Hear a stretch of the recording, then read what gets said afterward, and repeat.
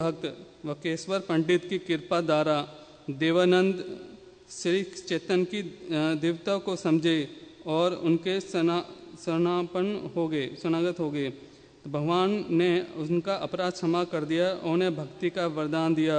वे कृष्ण लीला में भागुरी मुनि के रूप में सेवारत हैं। तो इस प्रकार वकेश्वर पंडित के द्वारा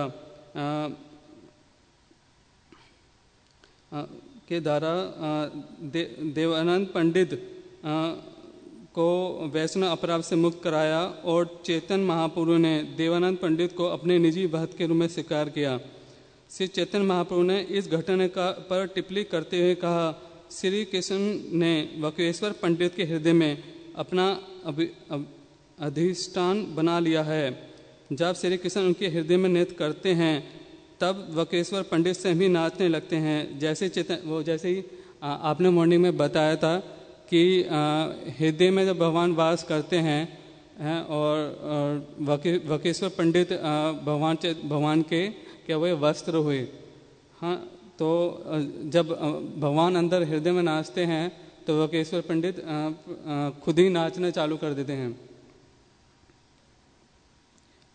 हाँ, और जब श्री कृष्ण उनके हृदय में नृत्य करते हैं तब वकेश्वर पंडित स्वयं भी नाचने लगते हैं। जिस भी स्थान को वकेश्वर पंडित अपने संसंग से धन कर देते हैं वह स्थान समस्त तीर्थ स्थलों से अधिक पवित्र बन जाता है। जैसे भागवतम में 1.13 कैंटो पहला 13वां अध्याय 10वें श्लोक में बोला है, तीर्थी कुर्वन्ति तीर्थयानी। मतलब शुद्ध भक्त होते हैं, वो जहाँ पर भी रहते हैं वह स्थान शुद्ध हो जाता है, क्योंकि वो भगवान का गुणगान, जपा, कीर्तन, प्रचार करना, भगवान का श्रवण करना, कीर्तन करना, तो वो पवित्र स्थान बन जाता है। इवन मतलब ये बोलते हैं कि जो शुद्ध भक्त होते हैं कि उनको कहीं भी तीर्थ स्थान पर जाने का आवश्यकता नहीं होती, क्योंकि आने जाने में कष्ट भी होता है, समय भी बर्बाद होता है। तो वकेश्वर पंडित इतने शुद्ध थे कि वो अब जिस स्थान पर रहते थे वो स्थान पवित्र बन जाता है। वकेश्वर पंडित परमानंद पुरी, सबरूप, दामोदर, गदाधर, जगदानंद पंडित, शंकर, रघुनाथ वेद तथा रघुनाथ दास जैसे किंचित महान भक्त श्री चैतन्य महाप्रभु की नवदी लीला के प्रारंभ से उनका संग कर रहे थे। उन्होंने नीलाचल धाम जगन्नाथपुरी में भी निष्ठापूर्वक महाप्रभु की सेवा की। ये नीलाचल धाम में वाली लीला है कि जब चैतन्य महाप्रभु जगन्नाथ भगवान का दर्शन करने जाते हैं यात्रा के दौरान, तो उस समय वकेश्वर पंडित उनके साथ नृत्य करते हैं, तो वाला उसमें प्रसंग दिया हुआ है। वकेश्वर पंडित उनके बारे में बताते हैं, जगन्नाथपुरी में काशी मिक्स भवन में गंभीरा के समीप ही श्री राधा कांत के अच्छे विग्रह प्रतिष्ठापित किए। वकेश्वर पंडित जी ने करवीन कपूर के कथानुसार वकेश्वर पंडित चतुर्भुज के अनिरुद्ध के अवतार हैं। चतुर्भुज के अनिरुद्ध के अवतार हैं। तो अविरुद्ध के अवतार वह है कि जो विष्णु के चतुर्भुज हैं, वासुदेव, शंकर, अनिरुद्ध, प्रद्युम्न, तो उनमें उनका जो अवतार है वह अनिरुद्ध का है। वकेश्वर पंडित ने उड़ीसा में गोपाल गुरु गोस्वामी तथा अनेक अन्य भक्तगण को दीक्षा दिया। गोपाल गुरु गोस्वामी के शिष्य ध्यानचंद अपने ग्रंथों में कहते हैं, वकेश्वर पंडित तुंग विद्या सखी के अवतार हैं, जो श्रीमती राधा रानी की अष्टसखियों में से एक हैं। अरे एक निपुण गायिका एवं नर्तिका है। उनकी समाधि 64 समाधि पीठ में हुई है। तो वकेश्वर पंडित प्रभु की जय।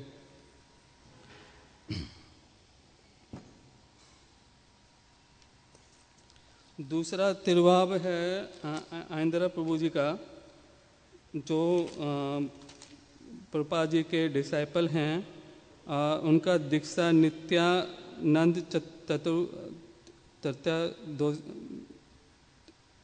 त्रियादोसी पे हुआ था 1974 में अमेरिका में। तो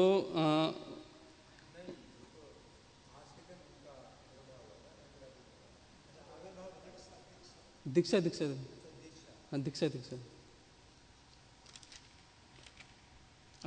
अमेरिका में हुआ था 1974 में। तो उनके बारे में बताते हैं कि वो 1975 ईस्वी में वृंदावन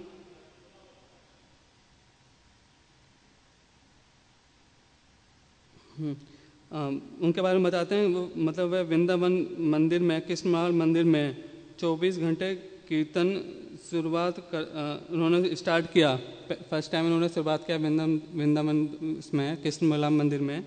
परंतु कुछ कारण के वजह से वह उसे कंटिन्यूस नहीं हो पाया, और प्रभुपाद जी के इस धाम को छोड़ने के बाद तो जो संकीर्तन है 24 घंटे वो कंटिन्यूस नहीं हो पाया। परंतु 8 साल बाद 1986 ईस्वी में कि उन्होंने विजयदशमी के दिन शाम को आंध्र प्रभु जी ने कीर्तन स्टार्ट किया, और कुछ वहाँ के नर्म हृदय वाले भक्तों के साथ उन्होंने दोबारा कीर्तन करना स्टार्ट किया।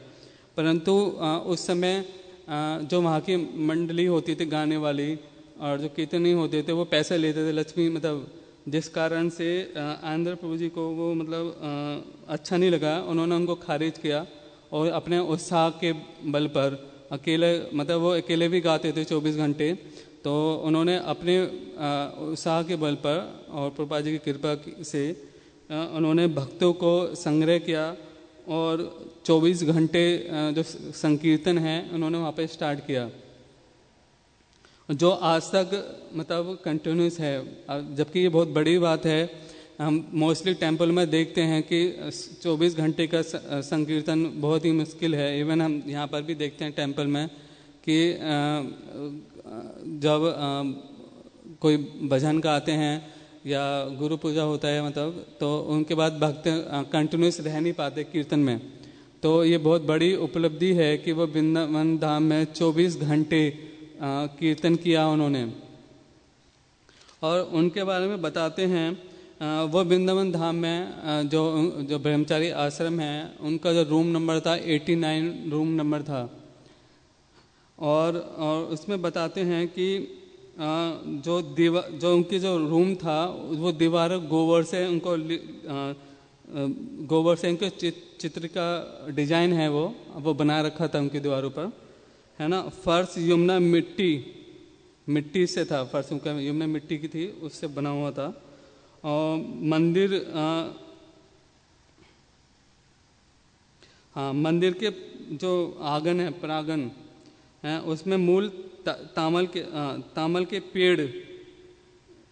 पेड़ के अवशेष थे वहाँ पर।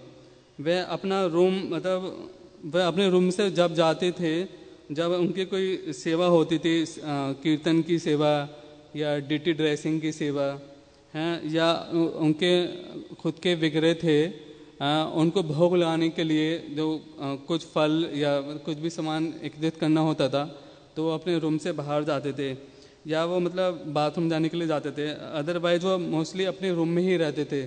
और ये भी बताते हैं कि वह अन्य उद्देश्य के लिए कम जाते थे, बाहर रूम से कम बाहर जाते थे। और वह अपने रूम में मतलब ज़्यादातर बताते हैं, शायद सुना है भक्तों से, कि वो 128 माला करते थे, मतलब 128 माला। और प्रभुपाद के ग्रंथ पढ़ते थे, गोस्वामी साहित्य के अध्ययन के साथ साथ अपने पर्सनल ड्यूटी की सेवा करते थे। और उनकी इच्छा थी कि जब वो शरीर को छोड़ें तो उनकी समाधि, उनकी जो पर्सनल ड्यूटी है उनके पास हो। जो आज भी हम देखते हैं कि वृंदावन टेम्पल कृष्ण बलराम मंदिर में जो ब्रह्मचारी आश्रम है, जो उनका रूम है, वहाँ पे सारे विग्रह हैं, है ना, और उनका वहीं पे समाधि है मतलब। और बहुत अच्छा है, बहुत अच्छा बनाया, मतलब लगता है कि साक्षात भगवान हैं और उनका भी उपस्थिति वहाँ पे लगती है। पुष्प समाधि मतलब शायद, हाँ, जो भी रूम के अंदर ही बना रखा है, मतलब वो पता नहीं मेरे को, शायद मैंने पढ़ा नहीं उसको। तो और इसमें लिखा हुआ था कि उनके 2000 शालिग्राम शिला थी, 2000 शालिग्राम की शिला। और इनका निताई 25 सूत्र विग्रह थे गौ निताई के साथ। और उनके अन्य डीटी भी थे। तो उनकी इच्छा थी कि जैसे वह उनकी पूजा करते थे तो वैसी आज भी मतलब जिस तरह उसी तरह उनकी जो पूजा जो विग्रह हैं उनके शालिग्राम शिला हैं, निताय 25 सूत्र विग्रह हैं और डिटीज हैं, उनकी जैसे वो पूजा करते थे वैसी ही होनी चाहिए। तो आज भी मतलब वैसे उनकी पूजा करते हैं। और जब उन्होंने इस शरीर को छोड़ा तो 16 जुलाई 2010 में था। और जैसे आपने मॉर्निंग में बताया था कि जब उनको शरीर मतलब जब दरवाज़ा खोला था तो वो दंडवत करते हुए थे गौ निताई के चरणों में। तो मतलब उन्होंने वैसा शरीर छोड़ा। और उसमें उनके साइड में भी मतलब था कि उन्होंने लेक्चर भी दिए हैं कैंटो 1 पर 9 पर, कैंटो 1 कैंटो 9 कैंटो 10, और कुछ फेस्टिवल पर भी उन्होंने लेक्चर दिए हुए हैं। और भजन कीर्तन तो हैं जो वर्ल्ड फेमस हैं। और शायद आपने सुबह ये भी बताया था कि अर्जुन के वाण मतलब आइंद्रा का मतलब अर्जुन के वाण।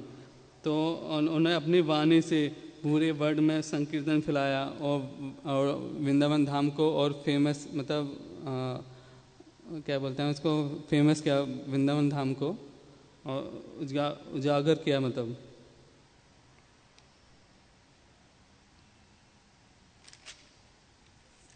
तो ये तो हिज ग्रेस आइंद्र प्रभु जी की जय। तो हम उनसे प्रार्थना करेंगे वकेश्वर पंडित प्रभु जी से और आइंद्र प्रभु जी से कि वो हमारे पर शुद्ध कृपा दें, हमें गुण दें और भक्ति में आगे बढ़ सकें और अपनी जो गुण है वो हमारे हृदय में प्रकट करें, जिससे हम वकेश्वर पंडित प्रभु नित्य करने में आगे थे, है ना। तो और हमारा जो आंदोलन है वो संकीर्तन आंदोलन ही है। और इसमें जैसे आइंद्र प्रभु वो गाते थे तो क्योंकि बिना अच्छा गाए और हृदय शुद्ध हुए बिना गाए बिना हम हृदय हमारे शुद्ध नहीं होगा। जैसे आइंद्र प्रभु गाते थे भगवान के लिए, ऐसे हमें भी प्रयास करना चाहिए उनकी कृपा से। और वकेश्वर पंडित जैसे नाचते थे हैं ऐसे हमें भी नाचना चाहिए और प्रयास करना चाहिए विग्रह के सामने करना, क्योंकि कलयुग है ये, कलयुग में बहुत ही मुश्किल है विग्रह के सामने नाचना। तो हम उनसे उम्मीद प्रार्थना करते हैं कि हम हमारे पर भी वो याचना करें। और तीसरा आज सबसे हेरा पंचमी है।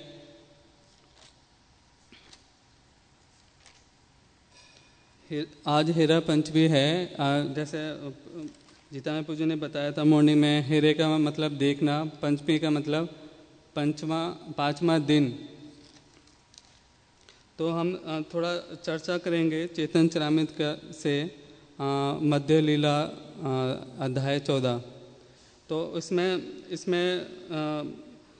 जैसे अभी 5 दिन पहले जगन्नाथ भगवान अपने द्वारका नीलाचल धाम से गुंडीचा मंदिर की तरफ बढ़े, मतलब जाते हैं। गुंडीचा मंदिर को वृंदावन धाम बोलते हैं और जिनको सुंदराचल बोलते हैं, है ना। और जगन्नाथ मंदिर है उनको नीलाचल धाम और द्वारका बोलते हैं।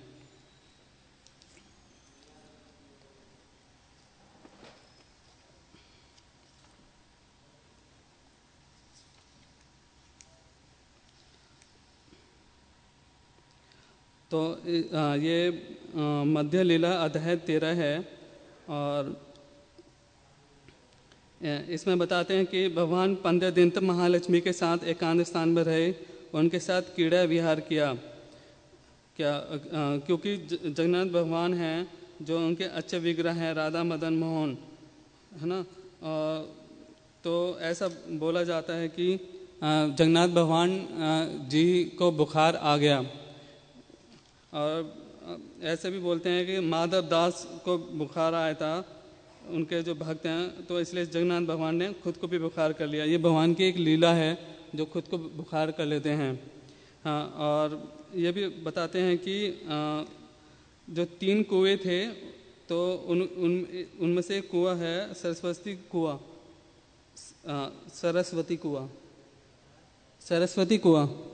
जो इसमें से पानी निकालते हैं, जल। तो उसमें बोलते हैं जलदेव सुभद्रा जगन्नाथ, मतलब 33 ये सुवर्ण घड़ों में मतलब पानी भरते हैं। उसमें से वो कुआं साल में एक बार ही खुलता है, जिसमें से जल निकालते हैं 108 घड़ा पानी भर कर, है ना। तो 108 घड़े को पानी को कुछ हिस्से में बांट लेते हैं। जैसे बलदेव जी है, उनके लिए 33 घड़ा पानी होता है, और सुभद्रा जी है, उनके लिए 22 घड़ा, और जगन्नाथ भगवान है, उनके लिए 35 घड़ा जल भरा, है ना। और सुदर्शन चक्र है, उनके लिए 18 घड़ा। तो उस जल में मतलब ये चंदन कपूर आदि सामग्री मिली होती है। जब जगन्नाथ भगवान उस जल में नहाते हैं तो उनको फीवर आ जाता है, बुखार आ जाता है। तो भगवान तो इसलिए यहाँ पे बता रहे हैं 15 दिन तक वो महालक्ष्मी के साथ रहे एकांत में। तो भगवान अब बोलते हैं कि 15 दिन तक कोई किसी को बुखार आए, वो एक स्थान पे रहे, तो मतलब उनको बोरियत होने लग जाएगी वहाँ पर। तो फिर जगन्नाथ भगवान को इच्छा हुई वृंदावन धाम जाने के लिए। जो वृंदावन धाम मतलब वहाँ से ही पास में है, 7-8 किलोमीटर गुड़ीचा मंदिर, जो वृंदावन धाम बोलते हैं, सुंदराचल बोलते हैं उनको। तो वहाँ जाने के लिए इच्छा हुई।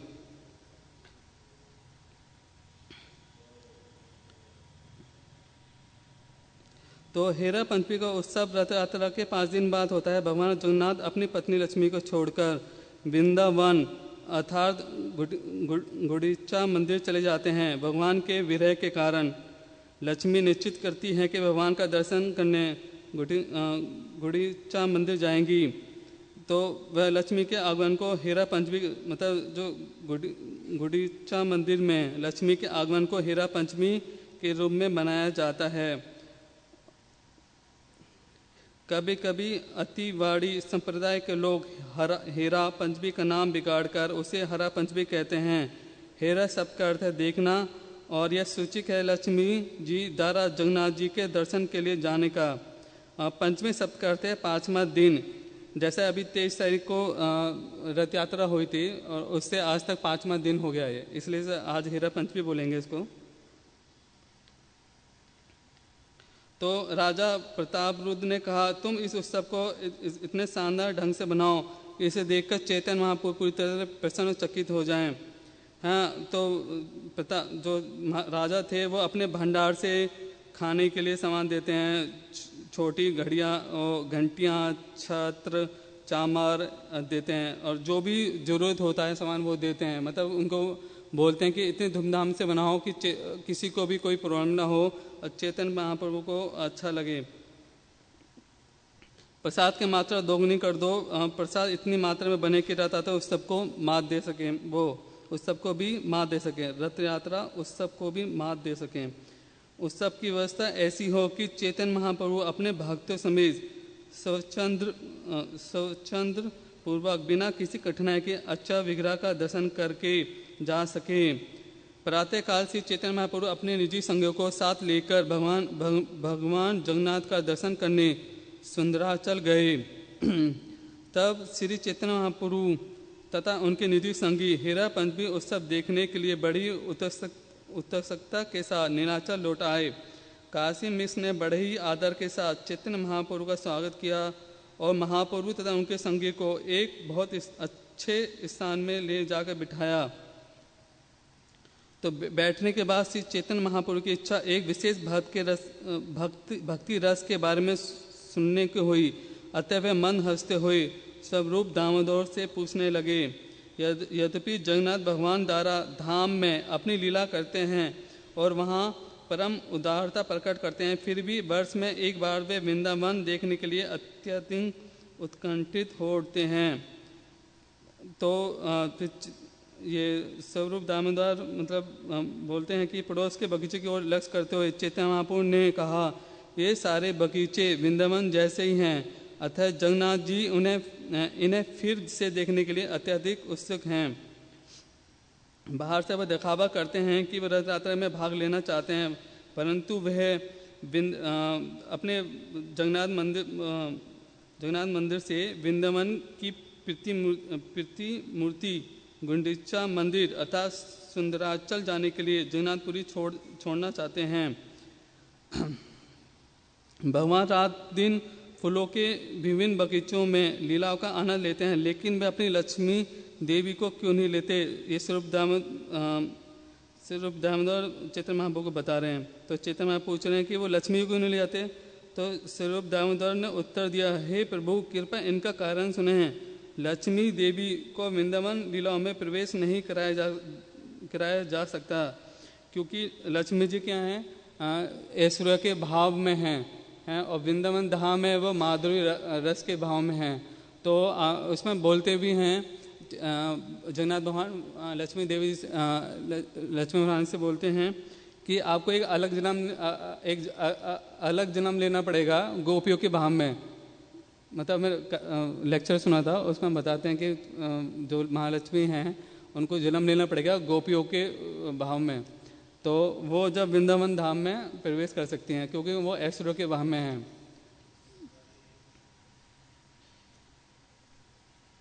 तो वहाँ पे बताते हैं महाप्रभु ने कहा कि कृष्ण वहाँ रथ यात्रा के बहाने सुभद्रा तथा बलदेव के साथ जाते हैं। तो जब वो अपने स्थान घर को छोड़ते हैं तो वो सुभद्रा जी को बलदेव जी को ले जाते हैं, परंतु उनको पता नहीं होता सुभद्रा जी और बलदेव जी को वो किस भाव से जा रहे हैं वहाँ पर, कहाँ पर, ये वृंदावन में। तो वो जो भी लीला करते हैं वो छुपके से ही करते हैं और बलदेव सुभद्रा जी को पता नहीं होता उसमें। तो इसमें आगे बता रहे हैं, इसमें चूँकि कृष्ण की लीला में कोई दोष नहीं है, फिर लक्ष्मी जी क्यों रुष्ट होगी। तो स्वयं दामोदर ने उत्तर दिया, प्रेम पीड़ित युवतियों का स्वभाव है, वह अपने प्रेमी से उपेक्षित होने पर तुरंत क्रोध हो जाए।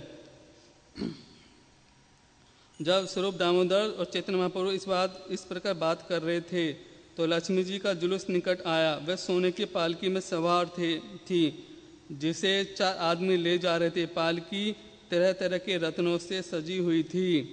पालकी की 4 ओर लोग छत्र, चामर, झंडे, झाड़ियाँ लिए हुए थे। उनके आगे गवैया तथा नर्तकियाँ थीं।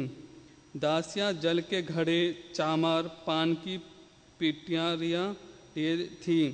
ऐसी सैकड़ों दासियाँ थीं। वे सभी आकर्षण वस्त्र धारण किए थी और बहुमूल्य हार पहनी थी। लक्ष्मी जी क्रुद्ध मुद्रा में मंदिर के मुख्य द्वार पर आ पहुंची। उनके साथ उनके परिवार के अनेक सदस्य थे और वे सभी असाधारण ऐश्वर्य का प्रदर्शन कर रही थी। तो फिर क्या हुआ, जब जुलूस आ रहा था तो लक्ष्मी की सारी दासियां भगवान जगन्नाथ के सारे प्रधान सेवक को बंदी बना लेते हैं। और ये बात ना स्वरूप दामोदर चैतन्य महाप्रभु को बता रहे हैं। तो फिर आगे क्या होता है कि दासियों ने जगन्नाथ जी के सेवक को बांधकर उन्हें हथकड़ियाँ लगा दिया और उन्हें लाकर लक्ष्मी के चरणों पर गिरने के लिए बाध्य कर दिया। और वह सभी धन लूटने वाले चोर की तरह बंदी बना लिए गए। जिस तरह किसी चोर को बंदी बनाया जाता है, उसी तरह जो जगन्नाथ भगवान जी हैं उनके सेवक को बंदी बनाकर लक्ष्मी के चरणों में गिरने के लिए बाध्य कर दिया गया। तो इसमें जब नौकर लक्ष्मी के चरण कमलों पर गिरे तो लगभग अचेत हो गए और डांटा ढपटा गया और भद्दी गाली दी गई और मजाक के पात्र बनाए गए। जब स्वरूप दामोदर ये बात चैतन्य महाप्रभु को बता रहे थे, हाँ, तो चैतन्य महाप्रभु क्या मन ही मन मुस्कुरा रहे थे। और जो लक्ष्मी की दासियां हैं ऐसी दृष्टा देकर, मतलब जो लक्ष्मी जी की दासियां ऐसा दृश्य देखकर मुंह पे हाथ रख के हंसने लग गई हूँ। तो नहीं, लक्ष्मी की दासी ऐसी दृष्टा देखी और उन्होंने अपने हाथ से अपना मुख ढक लिया और वह हंसने लग गई। महापुरुष के संज्ञों ने, अच्छा, महापुरुष के संज्ञों ने जब ऐसी मतलब दृश्य देखा जो लक्ष्मी जी कर रही थी, तो उन्होंने मुंह पर हाथ रख के हंसने लग गए।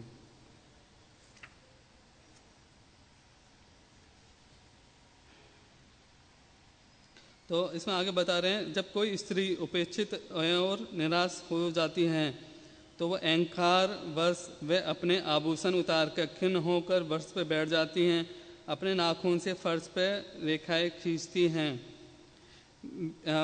मैंने इस प्रकार का गर्व किस्म की सबसे गर्वीली महारानी सद्भावन में सुना है।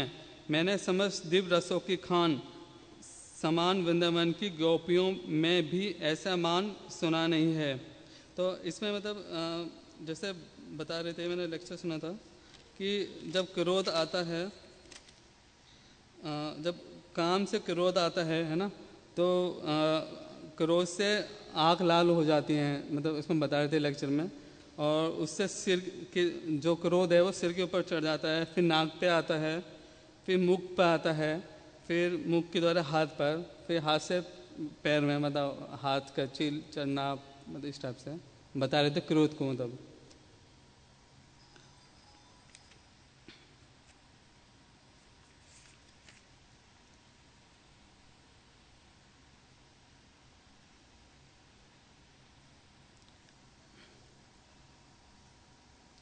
तो इसमें आगे बता रहे हैं कि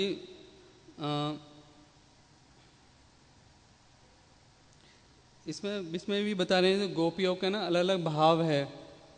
जैसे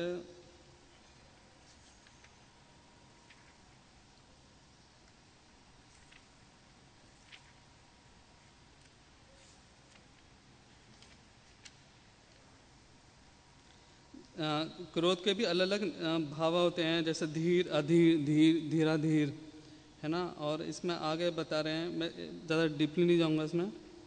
और इसमें बोलते हैं नायकों का वर्गीकरण मुग्धा, मध्या, पर्गलभा। तो उसमें भी अलग अलग उनका भाग हैं। जैसे मध्या और पर्गलभा नायकों को धीर, अधीर, धीराधीर में भी विभाजित किया गया है।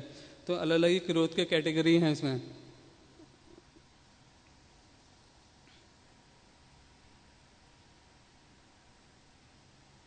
तो इसमें ना श्रीवास ठाकुर हंस पड़े और स्वरूप दामोदर से बोले, हे महाशय, जरा सुनो तो, देखो मेरी लक्ष्मी जी कितनी ऐश्वर्यवान हैं।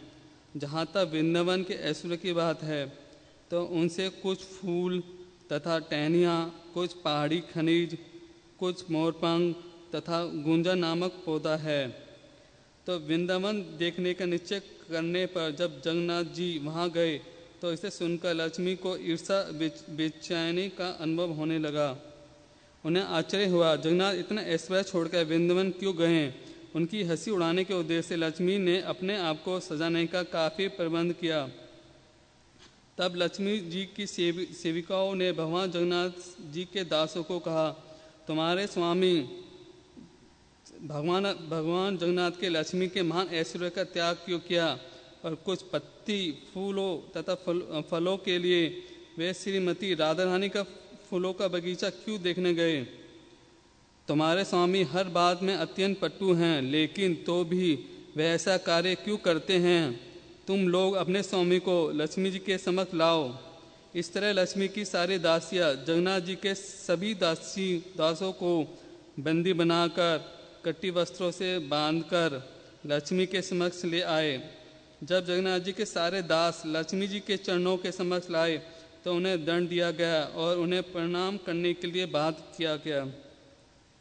फिर सारी दासियां रथ पर लाठियों से प्रहार करने लगी और उन्होंने भगवान जगन्नाथ के दासों के साथ लगभग चोरों जैसा बर्ताव किया।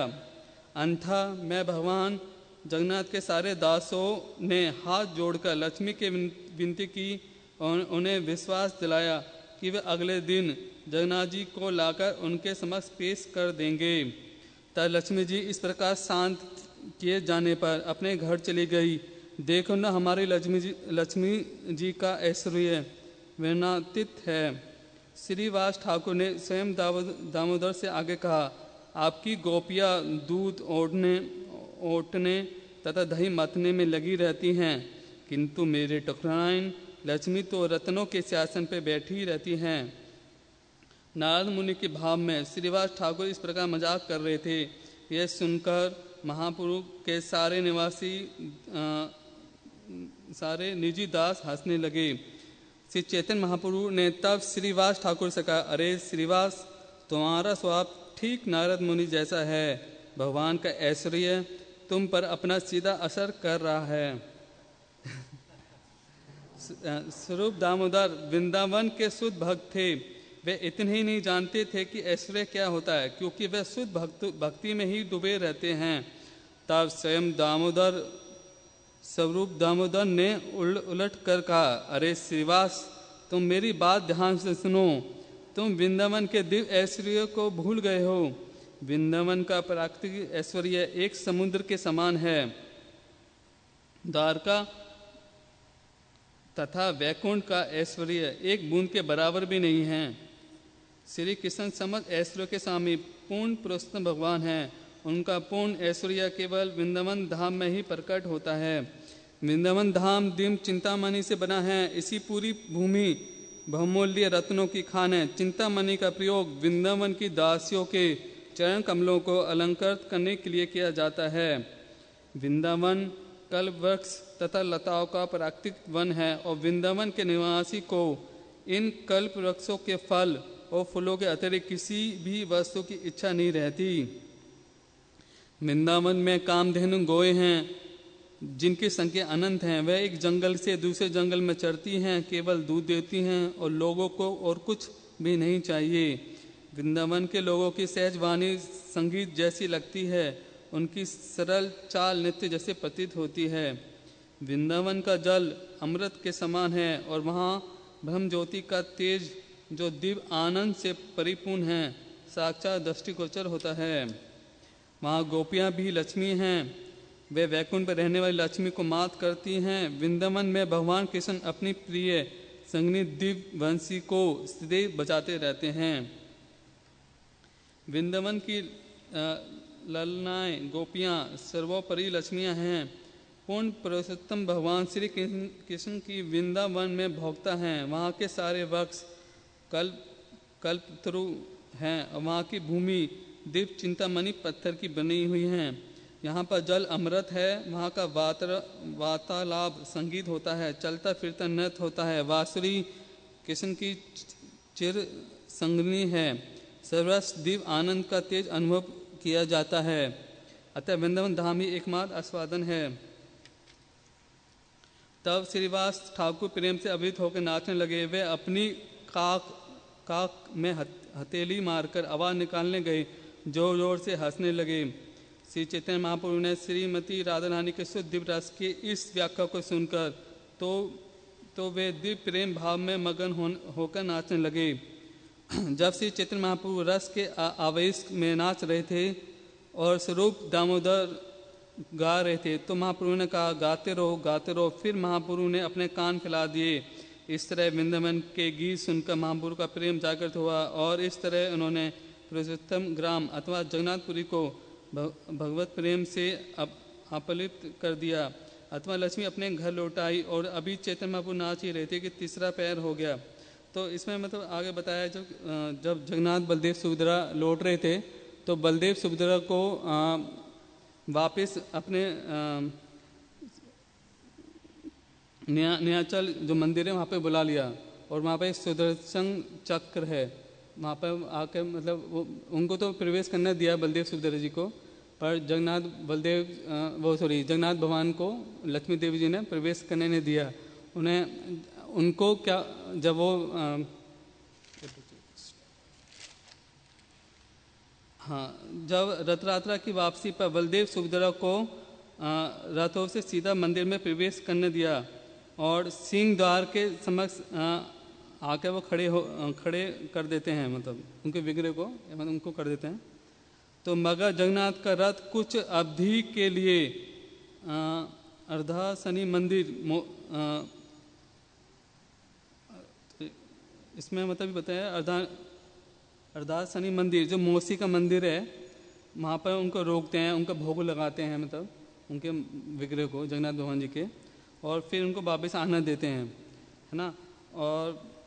और इसमें भी बताते हैं कि जब जगन्नाथ भगवान जब वापस आ रहे होते हैं, लक्ष्मी की भावनाओं के सो स्पष्ट करने के लिए लक्ष्मी की सेवा जो सेवायात हैं और जगन्नाथ के दैवता के कुछ प्रकार के कवि जो लक्ष्मी जी के सेवक हैं, है ना, लक्ष्मी की जो सेवा में पांडे हैं, मतलब सेवक हैं, और जगन्नाथ भगवान के जो सेवक हैं उनके बीच में कुछ बात होती है, कुछ बहस होती है ना। उसके बाद क्या होता है कि जगन्नाथ भगवान बोलते हैं मैं आपसे ही तो परमिशन लेकर गया था, बस ये बात अलग है कि मैंने आपसे ये नहीं पूछा मैं कितने दिन के लिए जा रहा हूँ, है ना। तो वो उसमें बोलते हैं चिट्ठी में 2 दिन के लिए बोल के जाते हैं, उनको 7 दिन हो जाते हैं वैसे टोटल मिलाकर 9 दिन बोलते हैं, 1 दिन जाने का, 1 दिन आने का, 7 दिन वहाँ रुकने का। तो वो बोलते हैं कि मैं आपसे परमिशन लेके तो गया था, ये बात अलग है कि मैंने आपको बोला नहीं मैं कितने दिन के लिए जा रहा हूँ, हैं। तो इसमें मतलब महाराज बोले थे कि जैसे बोलते हैं ना अपने घर जाते हैं, तो बोलते मैं अपने घर चला गया था, अब अपने घर इतने दिन के बाद जाऊँगा, तो भूल गया मैं कि कितने दिन वहाँ पर रह गया, पता नहीं था मेरे को। तो लक्ष्मी जी मतलब खुश नहीं, मतलब क्या बोलते हैं उनका क्रोध शांत नहीं हो रहा था। तो जगन्नाथ भगवान क्या करते हैं, रसगुल्ले उनको खिलाते हैं, है ना। और उनकी जो सेविका हैं उनको भी रसगुल्ले खिलाते हैं और उनको फूल माला पहनाते हैं, जैसे लक्ष्मी जी शांत होती है। और बोलते हैं कि वो आज के दिन रात्रि में वो जगन्नाथ मंदिर के अंदर प्रवेश करते हैं। और इवन ये भी बोलते हैं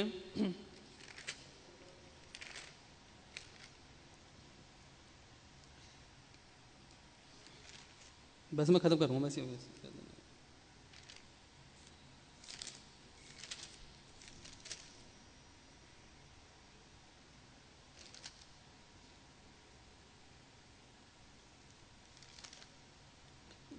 मोहन जी बोल रहे थे कि मतलब जो 7 दिन होते हैं ये, जिसमें गुंडीचा मंदिर में कोई भी दर्शन करता है उन्हें 100 वर्षों का फल दर्शन करने का फल मिलता है, और कोई रथ यात्रा के दौरान दर्शन करता है तो 10 वर्ष का वो मिलता है, उसमें मतलब क्या पुण्य मिलता है उसमें। तो और इसमें मोहन जी ये भी बता रहे थे कि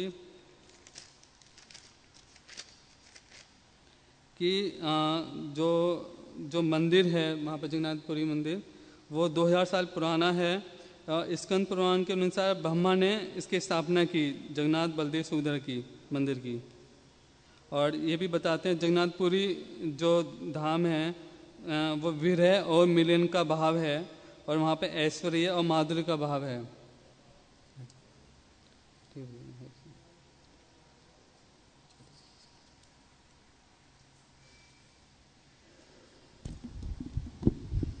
हरे कृष्णा, धन्यवाद। तो आज बहुत पवित्र दिन है, 3 त्यौहार हैं, 2 वैष्णव आचार्यों के तिरुभाव और एक हेरा पंचमी है। तो हेरा पंचमी का जो उत्सव है वो बहुत ही रोचक है।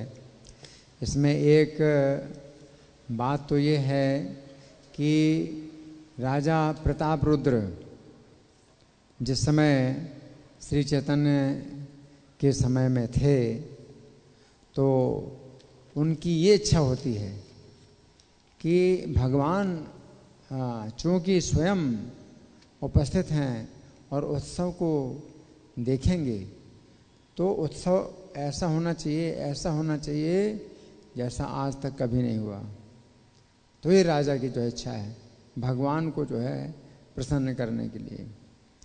तो भगवान भी जो है भक्तों के जो कार्य होते हैं, भक्तों के द्वारा जो उत्सव होते हैं, तो उनको देख करके आनंद प्राप्त करते हैं।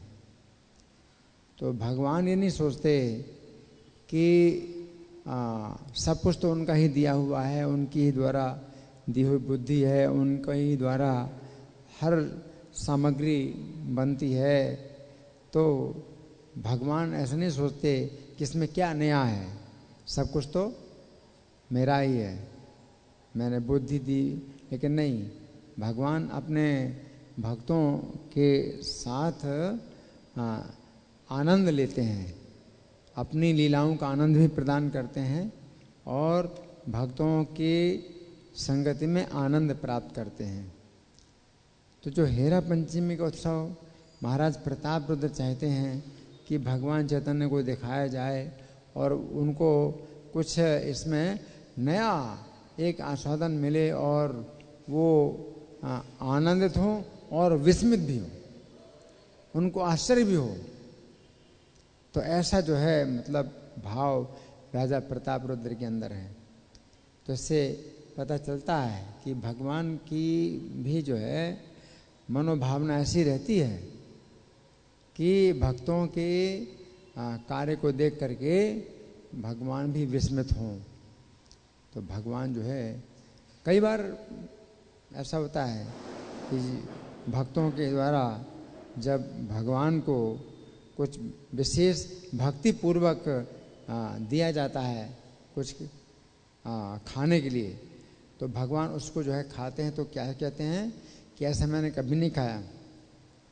भगवान कहते हैं इतना स्वादिष्ट मैंने तो कभी नहीं खाया। और प्रत्येक भक्त का दिया हुआ भगवान जो है खाते हैं और कहते हैं ऐसा स्वादिष्ट मैंने कभी नहीं खाया। तो इसका क्या अर्थ है? इसका अर्थ यह है कि हर चीज़ उनको जो है नहीं लगती है, नया नया स्वाद मिलता है। तो इसलिए इसमें कुछ मतलब विरोधाभास नहीं है कि पहले कह दिया कि इसके जैसे मैंने कभी नहीं खाया, इतना स्वादिष्ट है, दोबारा जब कुछ मिला तो उसके लिए कहा कि ऐसा मैंने कभी नहीं खाया, इतना स्वादिष्ट है। क्योंकि उनको जो है नया नया स्वाद प्राप्त होता है और वो जो है चूँकि रसिक हैं, इसलिए उनको जो है नया नया रस अपने भक्तों के साथ लेते हैं। और राजा प्रताप रुद्र जो है ये चाहते हैं कि भगवान विस्मित हों देख करके हैं। तो सचमुच भगवान चैतन्य जो है इस उत्सव को देख करके विस्मित हुए।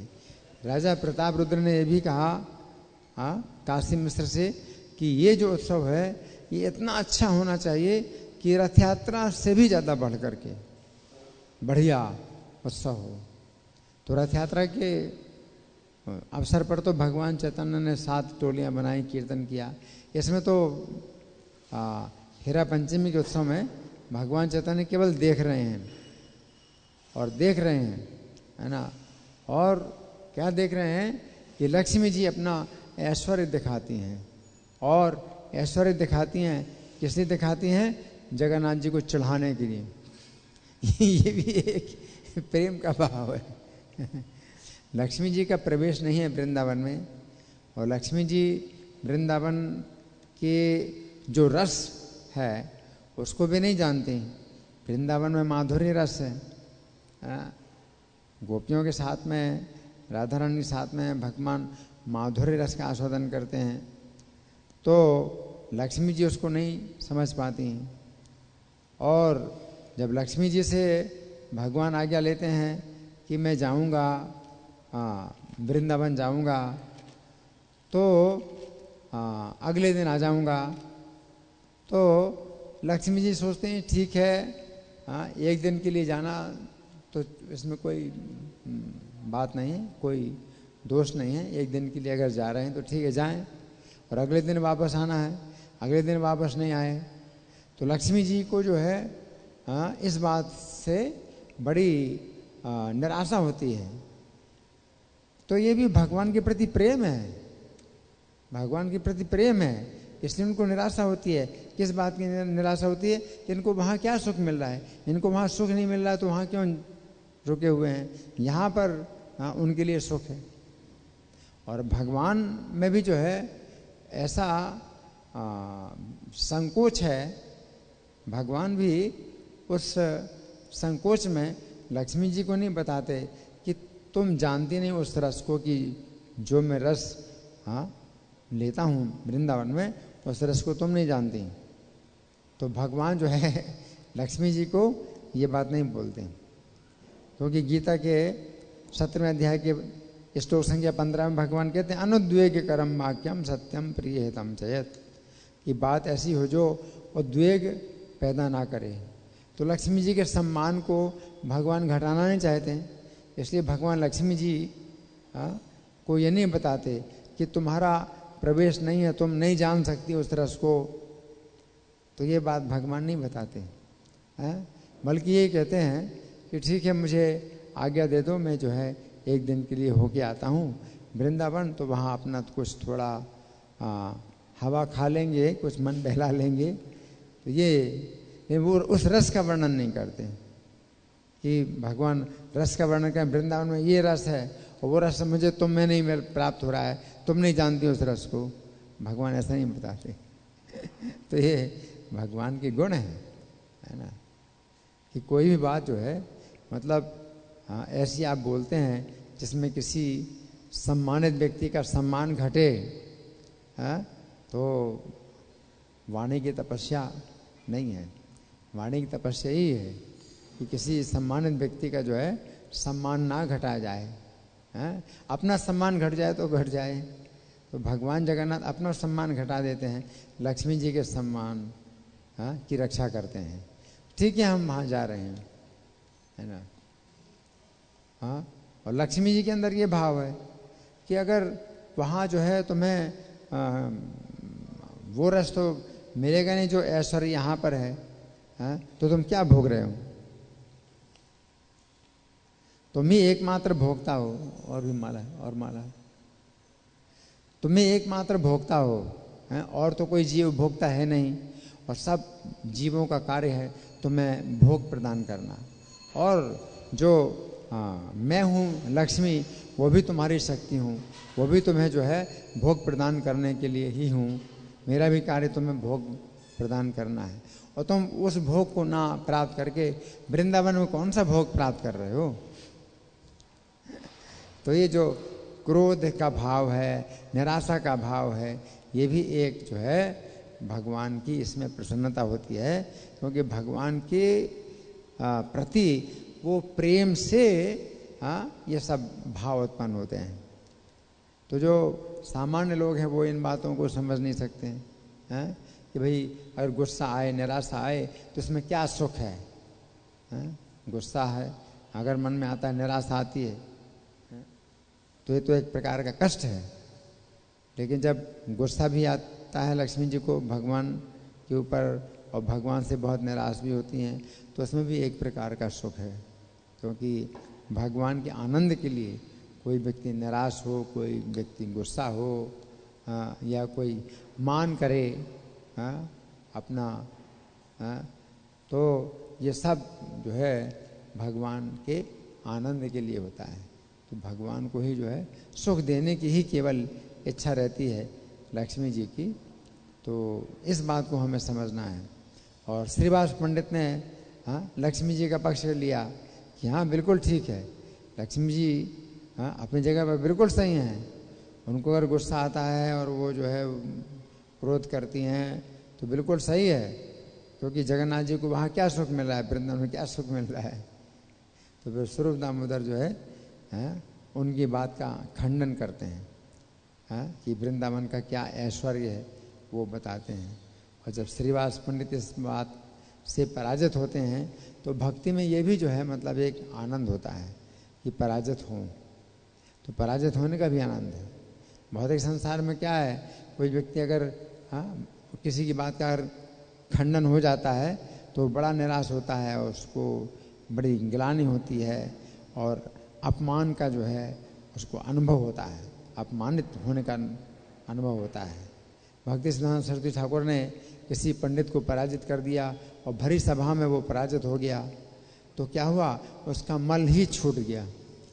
उसको इतना मतलब वो हो गया, निराश हो गया कि सभा के बीच में ही उसने मल त्याग कर दिया।